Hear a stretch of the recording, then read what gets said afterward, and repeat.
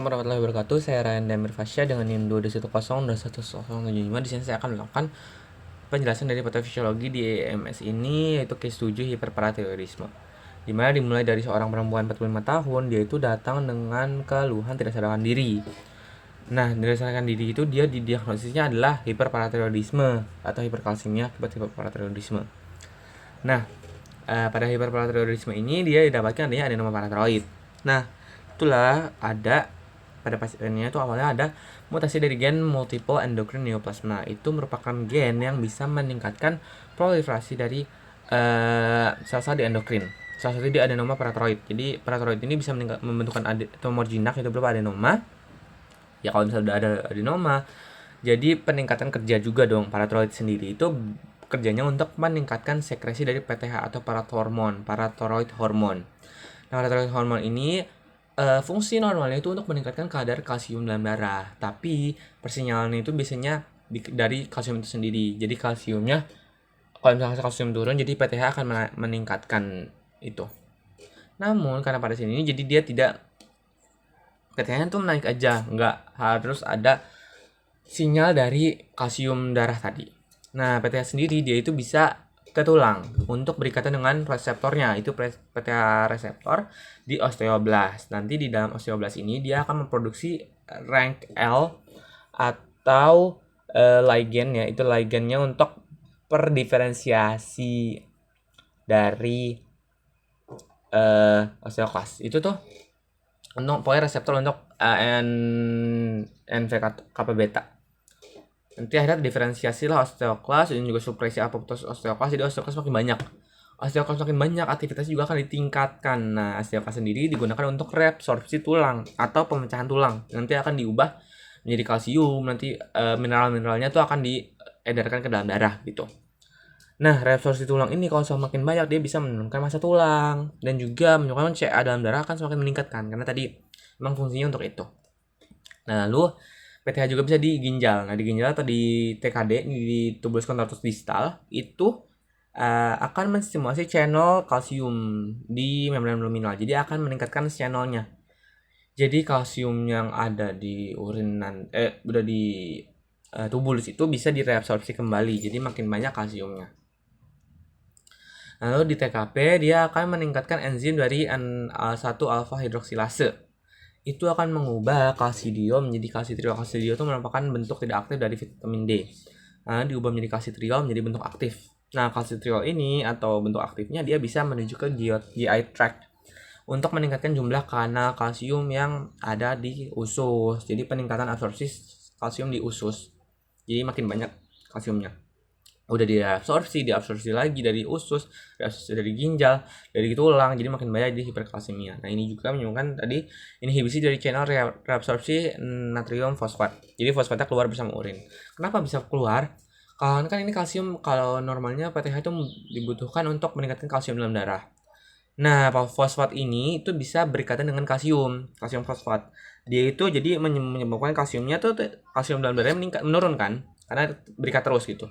Jadi agar tidak menurun, jadi fosfatnya akan menurun, akan keluar gitu. Namun kalau terlalu banyak kan dia kadar fosfatnya akan semakin menurun. Gitu. Nah, karena tadi kalsiumnya banyak dari tulang, dari ginjal, dari jari usus, akhirnya terjadilah hiperkalsemia. Yang pertama bisa menyebabkan stimulasi dari parafolikuler kelenjar tiroid. Kalau udah hiper, jadi akan ada yang menurunkannya, itu berupa apa? Kalsitonin. Nah, kalsitonin ini dia itu berhubungan terbalik dari PTH. Kalau PTH mengaktifkan vitamin D, kalau kalsitonin menurunkan vitamin D. Yang menyebabkan salah satunya itu efeknya bisa menyebabkan kelembapan kulitnya menurun. Akhirnya kulitnya menjadi kering. Nah, lalu osmolaritasnya meningkat karena tadi hiperkalsemia, banyak kalsiumnya dibanding cairannya. Jadi bisa dilakukan osmosis jadi bisa keluar dari sel, bisa dehidrasi. Nah, dehidrasi juga sel otaknya bisa menurunkan kesadaran karena tadi disfungsi juga. Lalu neuromuskular, kenapa neuromuskular? Normalnya itu kalsium itu bisa menjaga atau menstabilkan channel natrium untuk aksi potensial. Jadi untuk eksitabilitas gitu.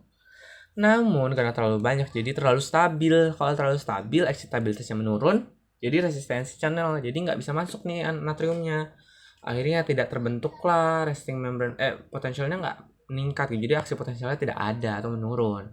Jadi di CNS tadi, jadi kalau aksi potensialnya menurun, jadi ya udah, jadi dia kerjanya juga turun. Akhirnya tadi dia penurunan kesadaran berupa GCS8 ada somnolen.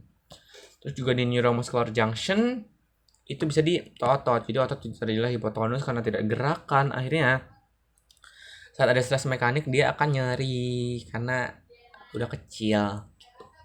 Nah lalu dia juga bisa menurunkan kontraktilitas di GI tract.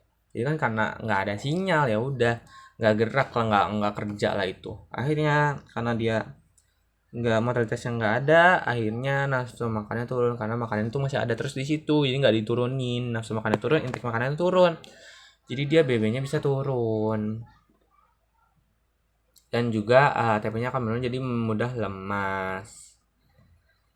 Lalu di ginjal ini kalsium ini bisa difiltrasi terus. Nah kalau makin banyak, jadi filtrasi terus menerus bisa masuk ke urin, jadi super saturasi, jadi urin itu semakin terkonsentrasi lah.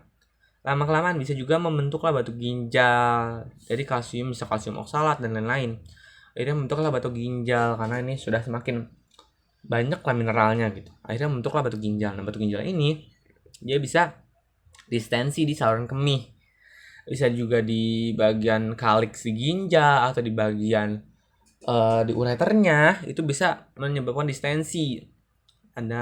Itu akhirnya nyeri di pinggangnya, nyeri. Lalu ada gangguan sel interkalasi tubulus. Nah sel interkalasi ini untuk hubungannya untuk buffer kan. Jadi dia untuk asidosis, untuk netralan pH lah.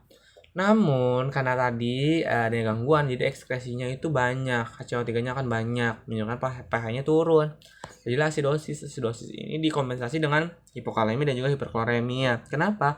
Hiperkloremia itu kan dia sama-sama negatif, jadi dia bisa menggantikan posisi dari HCO3 lah. Nah, kalau hipokalemia ini jadi karena ada gangguan, jadi H+ dalam tubuh itu tidak bisa dikeluarkan. Padahal ada Na, jadi kan ada NaH. Jadi nanti H dikeluarkan, Na dimasukkan. Namun karena tidak bisa dikeluarkan karena ada gangguan tadi, menyebabkan ada NaK. Jadi natriumnya dimasukkan, kalium dikeluarkan. Jadi kaliumnya menurun gitu. Lalu ada gangguan juga respon terhadap ADH. Kalau ADH untuk reabsorpsi air, ya udah nggak ada yang reabsorpsi, volume tubuh makin menurun. Akhirnya H2O dalam darah juga menurun. Jadi terlihatnya alkaloidnya meningkat. Ditambah tadi adanya natriumnya kan bergerak terus ya, jadi natriumnya ada hipernatremia banyak. Nah untuk tata laksananya sendiri, kalau hiperparathyroid ini pertama bisa diberikan hidrasi cairan karena tadi dia udah volume tubuhnya turun dan juga udah penurunan kesadaran lah, jadi harus dikasih, karena tadi ya pokoknya dikasih NaCl 0,9 IV, bisa 4 liter sampai 6 liter dalam 24 jam. Itu bisa meningkatkan ekskresi juga dari kalsium. Lalu ada loop diuretik, ada furosemide 40 mg per 12 jam per oral. Dia nanti bisa mengeluarkan kalsium juga, jadi kalsiumnya nggak hiperkalsemia. Nah lalu juga bisa diberikan ini sebelum konsul ya, untuk nanti pengangkatan mikroadenoma tadi bisa diberikan bifosfonat. Itu merupakan untuk penghambat fungsi osteoklas. Jadi bifosfonat bisa dikasih IV dan juga bisa dikasih kalsitonin untuk menekan osteoklas juga secara langsung. Jadi untuk menurunkan kalsium dalam darah yang nggak ada pembentukannya lagi. Nah lalu untuk non farmakologinya bisa diberikan pemeriksaan kalsium berkala karena ini hiperkalsemia ya, jadi harus diturunkan nih. Udah turun belum nih? Terus juga bisa konsul ke spesialis bedah onkologi untuk pertimbangan dari adenoma hipofisisnya. Jadi apakah dilakukan paratiroidektomi gitu.